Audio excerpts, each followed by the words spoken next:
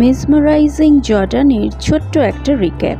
আমরা কলকাতা থেকে journey start করে পৌঁছে গেছিলাম জর্ডান। কোথায় ছিলাম, খাবার দাবার কীরকম, এখানকার সাইট সিইংগুলো কীভাবে করবেন, আর পৃথিবীর বিস্ময় পেট্রাকে কীরকম দেখলাম নিজের চোখে। ছিলাম লাক্সারি বাবল ক্যাম্পে। ডেড সিতে ভাসার পর এবার চললাম আমরা ইটালির দিকে। তবে পথে প্রিয়জনদের জন্য আর নিজেদেরও কিছু সুভিনিয়ার কিনবো বলে একটা গিফট শপে নিয়ে এসছে আমাদের ড্রাইভার। ডেড সিতে এসছি তো ডেড সি প্রোডাক্ট তো কিছু কিনবই। সাবান, শ্যাম্পু, ফেস ওয়াশ, লোশন, প্রচুর অপশন আছে, বাজেট অনুযায়ী কিনতে পারেন। আর আছে এখানকার কিছু সেমি প্রেশিয়াস স্টোনের তৈরি জুয়েলারি। আপনার বাজেট যদি একটু হাইয়ের দিকে থাকে, এগুলোও কিন্তু অসাধারণ। নিজের জন্য 1-2 পিস কালেকশন রাখতেই পারেন। এছাড়া ছোটোখাটোর মধ্যে কিরিং, ফ্রিজ ম্যাগনেট, তাছাড়া এখানকার ট্র্যাডিশনাল কিছু জিনিসপত্রও চোখে পড়ছিল। এইগুলো যেরকম অস্ট্রিচ এগের ওপর আঁকা, আর এগুলো দেখুন ঠিক আমাদের রাজস্থানি স্টাইলেই আঁকা মার্বেলের ওপর। ডাইনিং সেটটাও মার্বেলের তৈরি। দেখুন শুধু জর্ডানেও রাধাকৃষ্ণ দুলছে। খুচখাচ কিছু সুভিনিয়ার কিনে আমরা রওনা হলাম জর্ডানের রাজধানী আমানের উদ্দেশ্যে। আমানের বেশ কিছু জায়গার ছবি তুলতে পারলাম না, কারণ অনেক জায়গায় রয়েছে বিভিন্ন দেশের এমব্যাসি, যেখানে ভিডিও ফটোগ্রাফি একদম স্ট্রিক্টলি প্রহিবিটেড। যেখানে যেখানে ছবি তুলতে পেরেছি আপনাদের সঙ্গে শেয়ার করলাম। জর্ডান শহরটা ভীষণ সুন্দর। বড় বড় মাথা উঁচু করা স্কাই স্ক্র্যাপার যেরকম রয়েছে, তেমনি রয়েছে আবার সবুজের ছোঁয়াও। আমান থেকে আমাদের ফ্লাইট রয়েছে ইটালির জন্য। তবে আমরা এমনভাবেই আমাদের ট্রিপটা প্ল্যান করেছিলাম, আর আমাদের এয়ারপোর্টে পৌঁছানোর জন্য বেশ কিছুটা হাতে সময়ও রয়েছে। তো আমানেই কিছু সাইট সিইং আছে যেগুলো এখন আমরা করব অন দ্য ওয়ে ইটালি যাওয়ার আগে। চলুন আপনাদেরও ঘুরিয়ে দেখাই আমান শহরটাকে। আজকে সাইট সিইংয়ের প্রথম স্টপ আমান সিটাডেল। পার্কিংয়ের বেশ ভালোই বড় জায়গা রয়েছে। টিকিট কাউন্টারে টিকিট কেটে চলুন সিটাডেলের মধ্যে নিয়ে যাই আপনাদের। আমাদের এই সিটাডেল ন্যাশনাল হিস্টোরিক সাইট। জায়গাটার ঐতিহাসিক গুরুত্ব তো রয়েছে, কিন্তু সবুজে ঘেরা নানা রঙের ফুল ফুটে রয়েছে। জায়গাটা কিন্তু দুর্দান্ত লাগছে। সিটাডেল এই অংশটা পাহাড়ের মাথার ওপর অবস্থিত, আর যার জন্য উপর থেকে সুন্দর একটা বার্ডস আই ভিউ পাবেন পুরো আমান শহরটার। অপূর্ব লাগছিল দেখতে। এই সিটাডেলটি জবল আল কালা নামে পরিচিত, আর আমানের সর্বোচ্চ পাহাড়ের ওপর পাওয়া এটি আমানের ওল্ডেস্ট সাইট। আমরা এখন যে জায়গাটায় দাঁড়িয়ে আছি তার সামনেই রয়েছে বাইজান্টাইন চার্চের ভগ্নাবশেষ, আর এর সময়কাল 550 এডি। এখানে অথরাইজড গাইডও আছে। যদি চান, হাতে সময় থাকে, ইতিহাসকে আরও ভালো করে জানতে চান, তাহলে অবশ্যই কিন্তু গাইড নিয়ে ঘুরতে পারেন। সামনে মডার্ন হাইরাইজ বিল্ডিংগুলো রয়েছে, আর আমরা যে পাহাড়ের চূড়োয় দাঁড়িয়ে প্রত্নতাত্ত্বিক যে নিদর্শন পাওয়া গেছে তার থেকে জানা যায় এখানে বসতি গড়ে উঠেছিল 7000 বছর আগে। এখানে দাঁড়িয়ে মনে হচ্ছে ইতিহাস আর বর্তমান সামনাসামনি মুখোমুখি দাঁড়িয়ে রয়েছে যেন। এর প্রাচীনত্বটা বুঝতে গেলে আর একটু সহজ ভাষায় বলা যায়, যখন আমরা মেসোপটেমিয়া নাইলে হিউম্যান সেটেলমেন্ট গড়ে উঠতে দেখি, এখানেও কিন্তু তখনই জনবসতি গড়ে উঠেছিল। এখানে বাইবেলে উল্লিখিত দেবতা ম্যালকামের অস্তিত্ব পাওয়া যায় বিভিন্ন প্রত্নতাত্ত্বিক নিদর্শন থেকে। সামনেই যে ভগ্নপ্রায় বিল্ডিংটা দেখা যাচ্ছে, এটা হলো থিওপিয়ান জলাধার বা থিওপিয়ান সিস্টার্ন। এর আনুমানিক সময়কাল 730 খ্রিস্টাব্দ। অ্যারাবিকে এই আনকাভার্ড জলাধারকে বলা হয় বিরকা। এখন এই জলাধারটা অনেকাংশেই নষ্ট হয়ে গিয়েছে, কিন্তু আগে এর উপর ছিল ওয়াটারপ্রুফ প্লাস্টার। প্রায় 1370 কিউবিক মিটার জল এই জলাধারে কালেক্ট করে রাখা যেত। এখান থেকে চ্যানেল দিয়ে চারপাশের বিল্ডিংয়ে জল সরবরাহ করা হতো। মাঝখানে একটা কলাম ছিল যা দিয়ে ওয়াটার লেভেল পরিমাপও করা যেত। এর পাশেই ছিল দ্য বাথ বা হামাম। এটিও সমসাময়িক। উমাইদ যুগে সোশ্যাল গ্যাদারিং, ক্লিনজিংয়ের একটা বিশেষ গুরুত্ব ছিল, যার জন্য এই রকম হামাম তৈরি করা হয়েছিল। আরবান লিভিংয়ের একটা ইম্পর্টেন্ট পার্ট ছিল এই হামাম। এই হামামের ভেতরে সিরিজ অফ রুমস ছিল, আর এগুলো স্পেসিফিক পারপাসে ব্যবহার করা হতো। আর ছিল হট অ্যান্ড কোল্ড চেম্বার। এই বাথের ইন্টেরিয়রটা ছিল পলিশড স্টোন আর মার্বেল দিয়ে তৈরি। ফ্রেস্কো, মোজাইক আর্টও এর দেওয়ালে চোখে পড়ে। তখনকার যুগের গভর্নর আর তার ফ্যামিলির লোকজনদের এন্ট্রেন্স ছিল উত্তর দিক থেকে, আর সাধারণ পাবলিকদের ছিল সাউথের দিক থেকে এন্ট্রেন্স। ফুলপাতার নকশাগুলো এখনো কোথাও কোথাও রয়ে গেছে। এই সিটাডেল অংশটা কিন্তু বেশ বড়, আর আমাদের খুব একটা দেরি করলেও চলবে না, তাই আমরা পৌঁছে গেলাম জর্ডানের আর্কিওলজিক্যাল মিউজিয়ামে। এই সিটাডেলের মিউজিয়ামটা হলো আমানের প্রথম রাষ্ট্রীয় প্রত্নতাত্ত্বিক মিউজিয়াম, যেখানে আমরা বিভিন্ন আর্টিফ্যাক্টস যেমন পটারি, ভেসেল, স্ট্যাচু, কয়েনের বিপুল কালেকশন দেখতে পাই। আর এগুলো আমান বা জর্ডানের বিভিন্ন সাইট থেকে পাওয়া গেছে। যে সমস্ত জিনিস ডিসপ্লে করা রয়েছে তার সামনে তার ইতিহাস সম্পর্কেও ছোট্ট করে লেখা রয়েছে, যেরকম মিউজিয়ামে হয়ে থাকে। মিউজিয়াম স্টাডি করতে গেলে তো বহু দিন সময় লেগে যায়, আর আমাদের হাতে রয়েছে কয়েক মিনিট, তাই একটু হুড়োহুড়ির মধ্যে দিয়েই চোখ বুলিয়ে নিলাম প্রাচীন এই জিনিসগুলোর ওপর।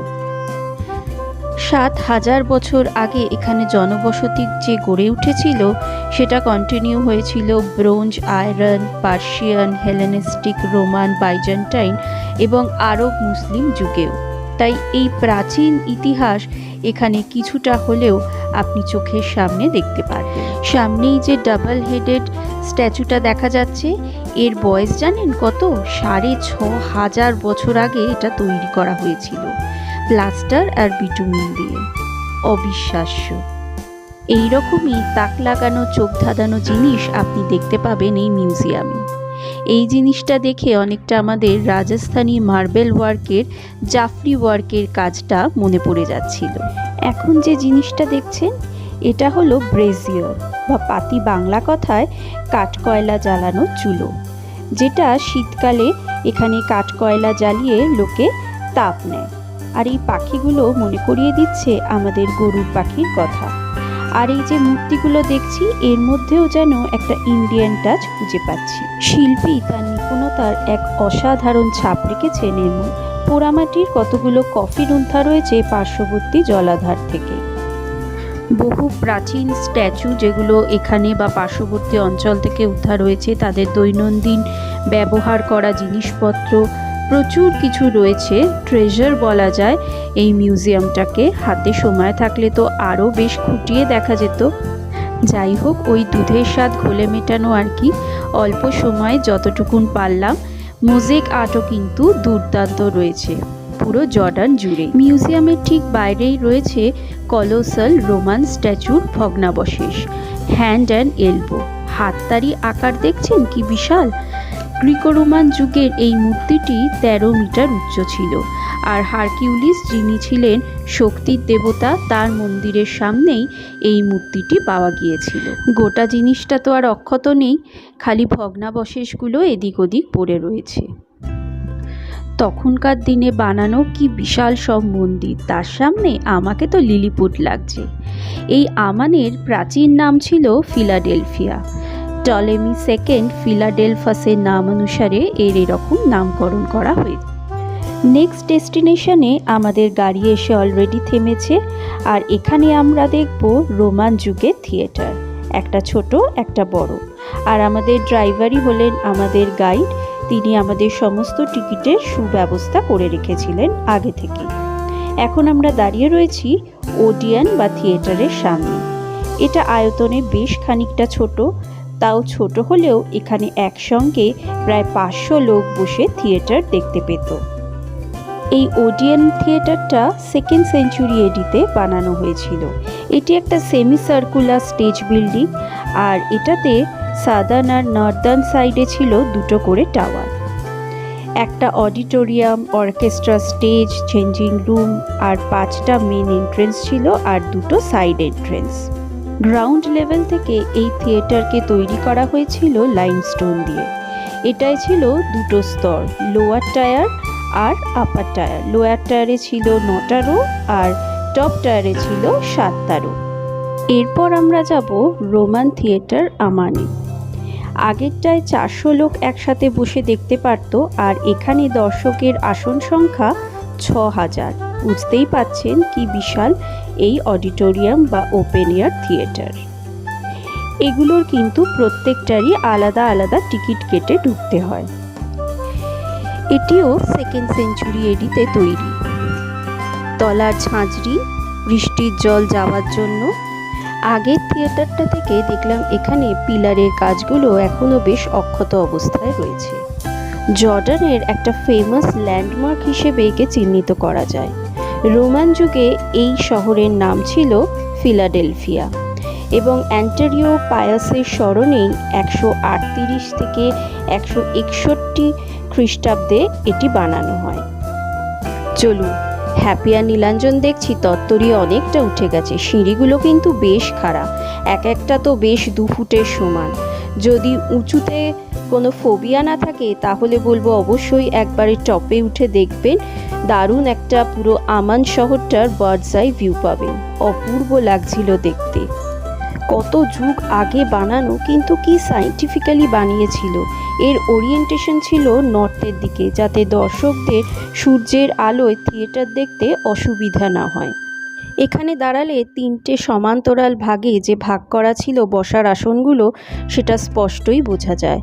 অনেকটা উপরে উঠে হাইকিং করে হাঁপিয়েও গেছি। কিছুটা জিরিয়ে আবার নিচে নাবার পালা, তবে পা রাখতে হবে বেশ সন্তর্পণে। ছোট থিয়েটারটার মাথায় কাঠের আচ্ছাদন ছিল যাতে বৃষ্টির হাত থেকে বাঁচতে পারে, কিন্তু এটা ওপেন এয়ার থিয়েটার। বর্তমানে এখানে বুক ফেয়ার, মিউজিক্যাল কনসার্ট আর ম্যারাথন প্রাইজ সেরিমনি হয়। চলুন, পেছনের রুমগুলোয় রয়েছে বিশাল মিউজিয়াম করা, ওখানেই এখন আপনাদের নিয়ে যাই।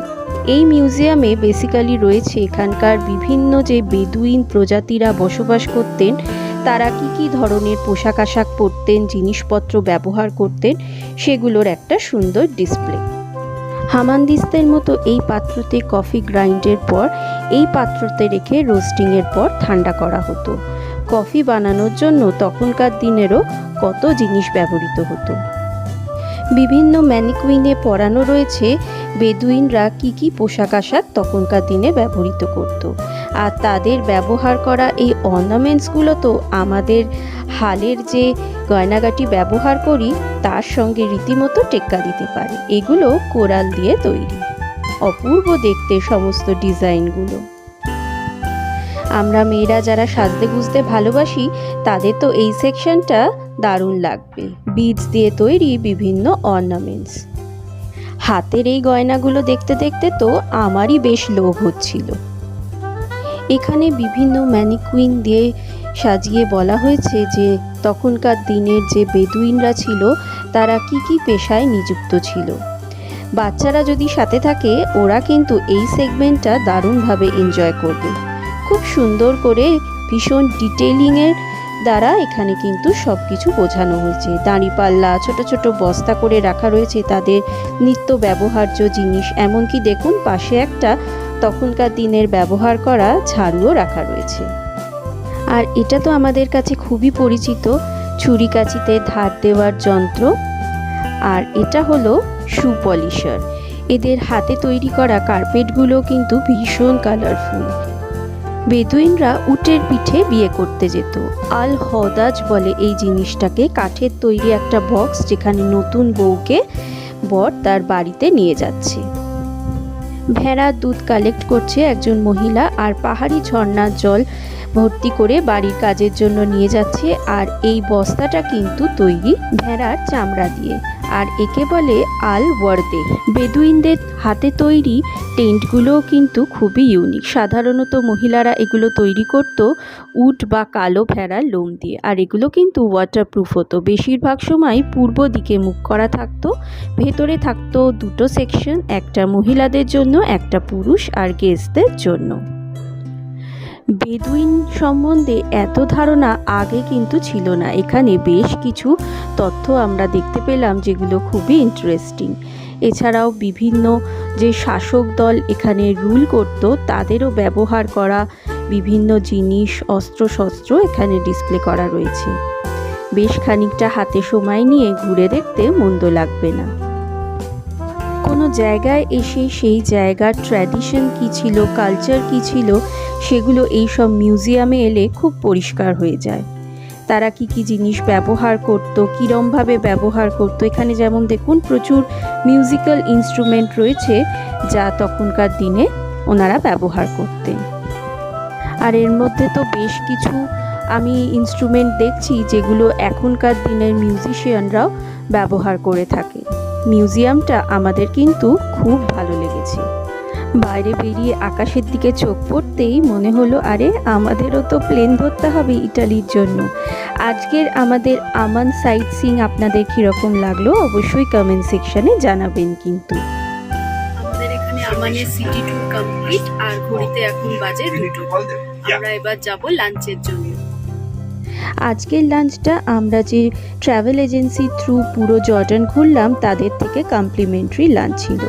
আর এখানে আজকে আমরা খাবো অথেন্টিক জর্ডানিয়ান কুজিন, মনসফ বা মান্ডি। দেখা হচ্ছে তাহলে পরের দিন এলাহি ভুরি ভোজের সাথে। ততক্ষণ ভালো থাকবেন, সুস্থ থাকবেন, আর আমাদের সঙ্গে রাখবেন। Roam, relish and enjoy.